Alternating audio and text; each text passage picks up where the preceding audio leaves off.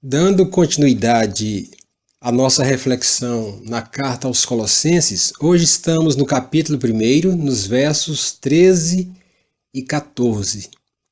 A partir daqui, o apóstolo Paulo começa a falar da pessoa de Jesus de uma maneira mais enfática, mais direta, mostrando quem ele é para nós, quem ele é para a igreja, quem ele é para a criação, a sua plenitude, a sua suficiência, e tudo isso visava, no contexto da carta, reprovar os falsos ensinos que se infiltravam naquela igreja e que precisava ser reprovado e que precisava ser desmascarado para que aqueles irmãos, aquela igreja, aqueles crentes, se conscientizassem e se apropriassem do que somos, do que temos em Cristo Jesus.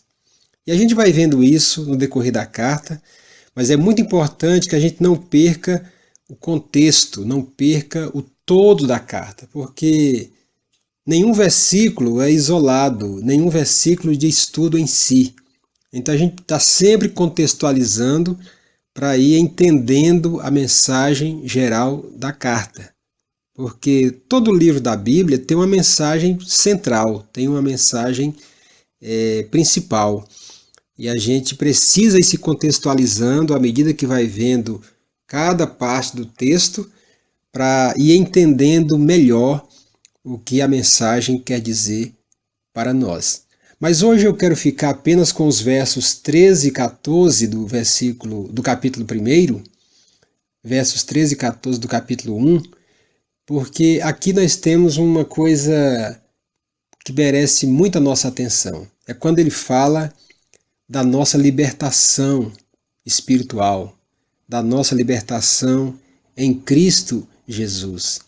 E ele diz assim: Ele nos libertou do império das trevas e nos transportou para o reino do Filho do seu amor, no qual temos a redenção, a remissão dos pecados. Ele é Deus. Deus nos libertou. Deus nos tirou. De onde? Do império das trevas, do domínio de Satanás. A Bíblia diz que o diabo é o Deus deste século. Todos aqueles que ainda não tiveram a experiência do novo nascimento vivem, conscientes ou inconscientemente, debaixo do tacão do diabo. O mundo jaz no maligno e o diabo é o príncipe deste mundo. E as pessoas vivem enfileiradas sob o seu comando. Aí você pode pensar, isso é uma referência àqueles que estão na sarjeta da marginalidade, são aqueles que estão na depravação escancarada, explícita. Não, senhores. Essa é uma referência a todos os homens, a todas as mulheres, a todas as pessoas. A gente nasce como cidadão desse império de trevas, desse mundo caído.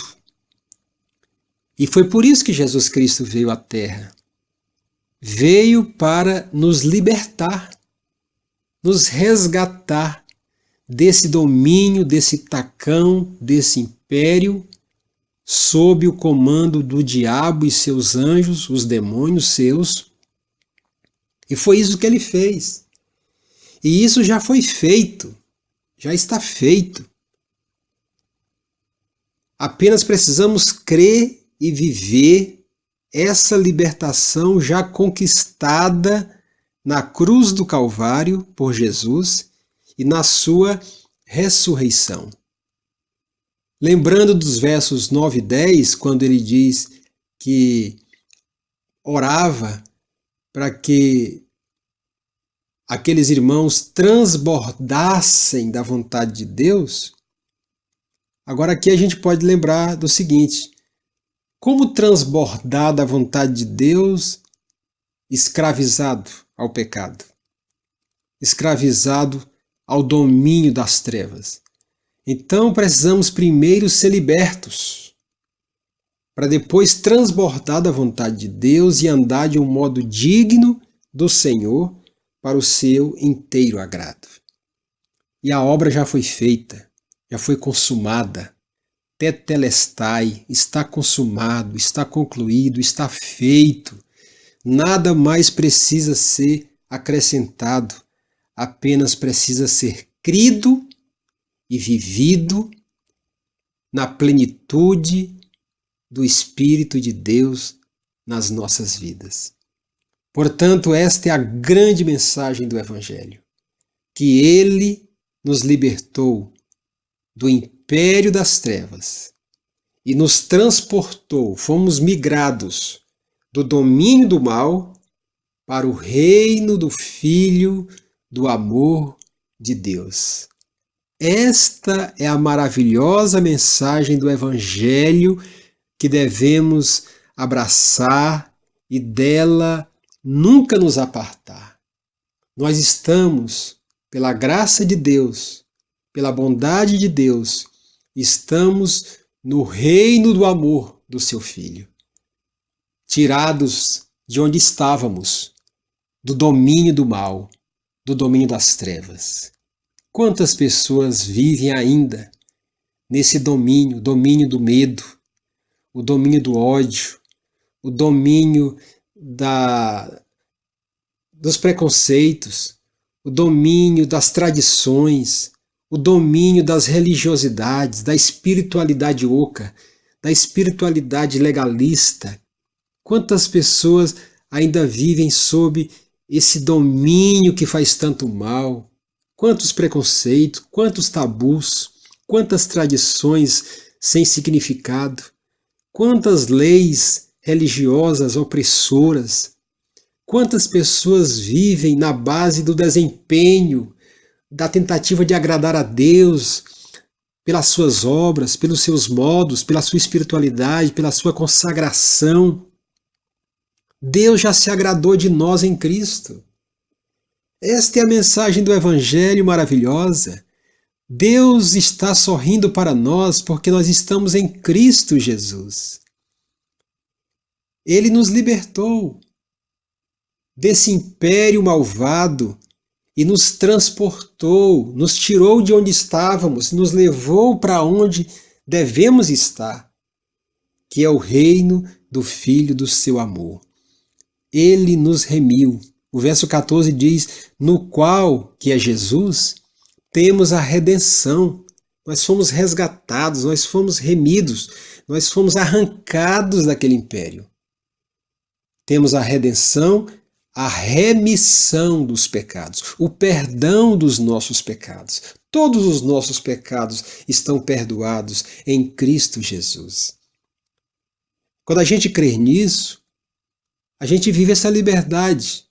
E aqui cabe uma colocação muito interessante. Se Ele nos libertou do império das trevas e nos transportou, como é que isso acontece? Que reino era aquele e que reino é esse agora? Como aconteceu esse transporte, esse êxodo, essa migração? Ela não é geográfica, ela não é territorial. Essa migração, esse transporte, essa mudança acontece dentro da gente. A escravidão acontece dentro da gente, na nossa mente, nos nossos conceitos, nas nossas impressões, nas nossas crenças, no nosso modo de ver a vida. É aí que está a escravidão, é aí que o diabo age, é aí que ele oprime, escraviza, manipula, destrói a vida das pessoas. Mas é também dentro de nós que acontece a libertação.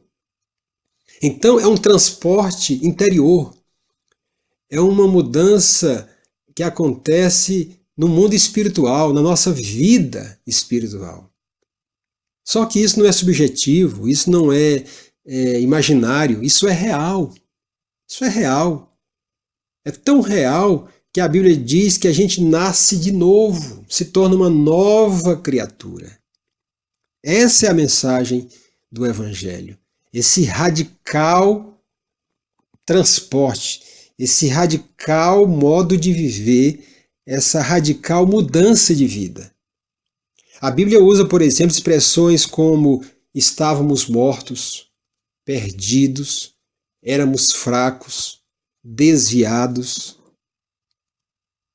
E Jesus veio e nos achou, nos transportou, e hoje podemos viver pela fé no reino do seu amor, com alegria, com paz, com paciência, com bondade, amando a todos, amando a Deus, amando a nós mesmos.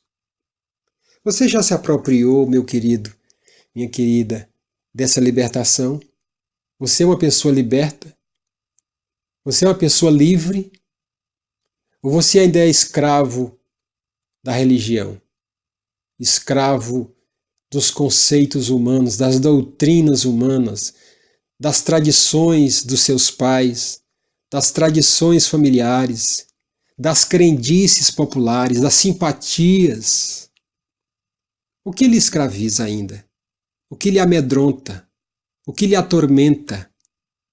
Jesus veio para nos libertar, nos deixar livres.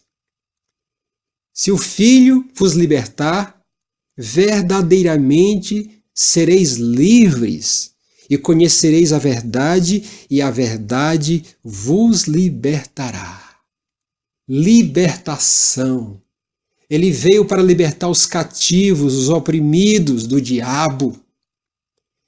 Então quem está em Cristo Jesus é livre. Livre para viver essa plenitude da vontade de Deus que resulta num modo digno do Evangelho de Cristo. E a partir daqui, nós começaremos a ver quem é o Jesus do Evangelho. E qual é esta plenitude que Deus quer que tenhamos? Que nada mais é do que a plenitude de Jesus na nossa vida. Não é uma plenitude de doutrinas, de conceitos, de ideias, de ritos, de sistemas, de regras. É uma plenitude de vida com Jesus. É Ele em nós, é nós nele. É uma relação de vida. Essa é a vida cristã. Essa é a vida cristã que muita gente não conhece ainda. O que muita gente conhece é religião, é programa de igreja, é sistema doutrinário, é estatuto regulador de igreja, mas pouca gente conhece a liberdade que há em Cristo Jesus, liberdade essa que acontece dentro de nós, onde tudo que antes nos oprimia, nos escravizava, nos dominava, cai por terra.